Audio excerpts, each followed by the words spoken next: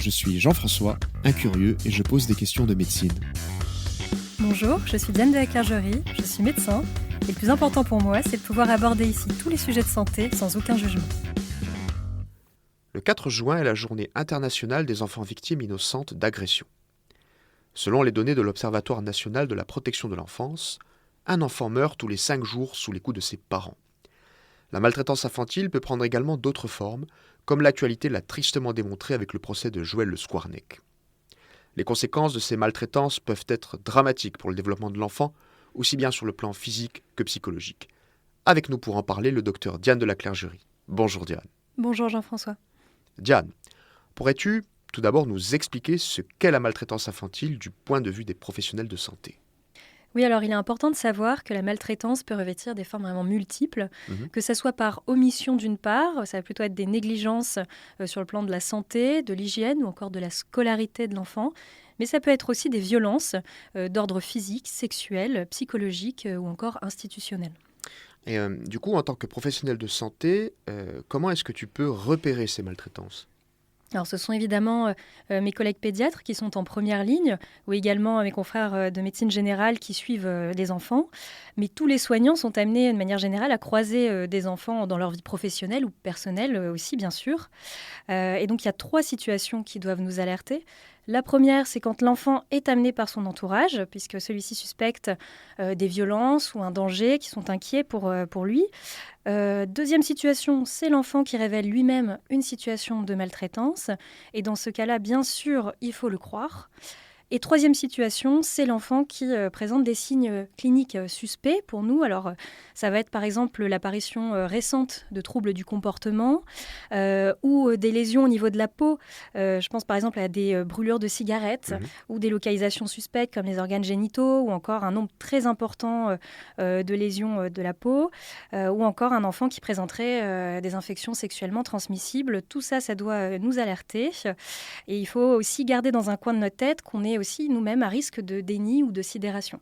Alors, tu nous parles de vigilance. Est-ce qu'il y a un contexte, je ne sais pas moi, un contexte familial ou autre qui vous pousse ou qui nous pousse à être encore plus vigilants ?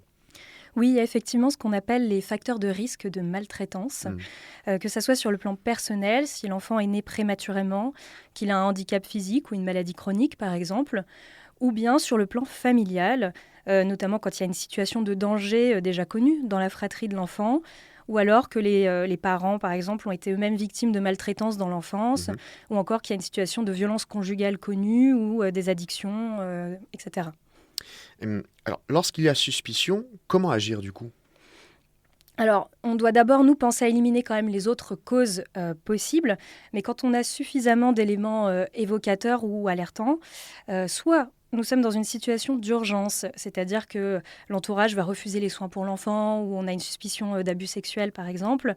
À ce moment-là, on peut faire un signalement judiciaire au procureur de la République, ce qui déclenchera une enquête pénale et débouchera plus ou moins sur une ordonnance de placement provisoire. On a également à disposition des unités d'accueil pédiatrique pour les enfants en danger. Et dans le cas où il n'y aurait pas de caractère urgent ou alors on aurait un doute, d'abord, évidemment, on en parle entre nous, on se renseigne et puis on peut également faire une information préoccupante à la CRIP, qui est une cellule de recueil liée au service de la direction de protection de l'enfance. Voilà, mais avant tout, nous devons rester professionnels sans chercher à interpréter quoi que ce soit, puisqu'il y a des conséquences possiblement graves pour l'enfant et sa famille. Alors, c'est effectivement important de rappeler qu'il ne faut pas faire de conclusions hâtives, d'être prudent. Et tu parlais d'autres causes à rechercher. Quelles sont-elles, du coup ?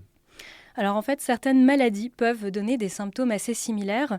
Je pense notamment à la maladie génétique des os de verre, qui est assez rare, et qui provoque en fait une fragilisation des os chez l'enfant, et qui peut avoir du coup des fractures à répétition, ce qui peut être initialement suspect, mais qui en fait est pathologique. Je pense également aussi aux maladies de l'hémostase, donc de la coagulation sanguine. Certains cancers de l'enfant se révèlent comme ça et en fait, l'enfant va facilement faire des hématomes, par exemple. Et là aussi, au début, on peut être inquiet de ce point de vue-là, mais avec un bilan complet, une prise de sang, etc., on se rend vite compte qu'il s'agit d'une pathologie. Alors, tu nous parles des facteurs de risque, tu nous parles des contextes qui peuvent favoriser les maltraitances infantiles. Du coup, je me pose la question en termes d'impact. Quel est justement l'impact à moyen et long terme de la maltraitance dans le développement de l'enfant? Je suppose que c'est pas neutre. Alors l'impact est vraiment global sur la vie de l'enfant. Il peut y avoir un risque de décrochage scolaire, mais également de vulnérabilité sur le plan psychique, avec un risque accru de faire des addictions ou de développer par exemple des maladies psychiatriques. Il y a un risque également de retard de développement en fonction de l'âge, également de retard de langage aussi. Et puis l'enfant peut présenter ce qu'on appelle des troubles socio-affectifs, avec des troubles de l'humeur par exemple, ou une agressivité qui peuvent l'empêcher de s'intégrer correctement dans la société. Et alors, comment est-ce qu'on peut essayer de prévenir ces maltraitances, du coup? Alors, il y a effectivement des mesures à prendre pour essayer de prévenir au mieux ces cas de maltraitance. Ça peut être d'abord l'accompagnement des parents pour les aider à développer une relation saine avec leur enfant, à travers notamment les travailleurs sociaux, par exemple, ou des professionnels formés.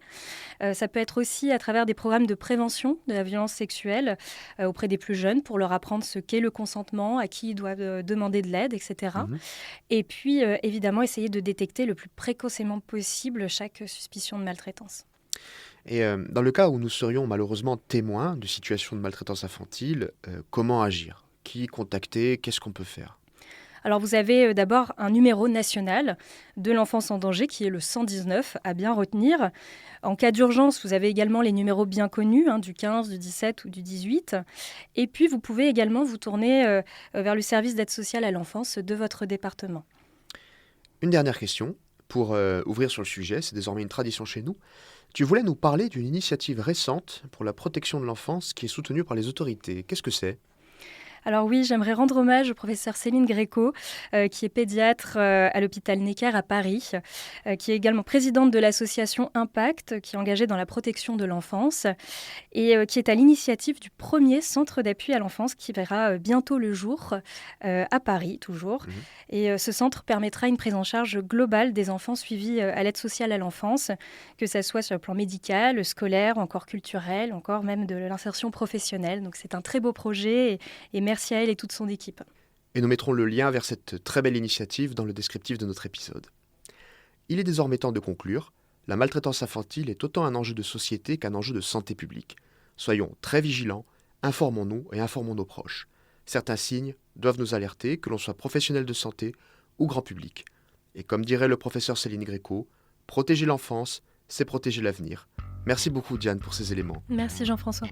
On se retrouve dans 2 semaines pour ce qui sera le dernier épisode de la saison 1 de J'ai une question docteur. C'est un épisode qui sera consacré à la maladie d'Alzheimer et nous recevrons pour cela un invité très spécial. D'ici là, bonne journée à tous, prenez soin de vous et de vos enfants.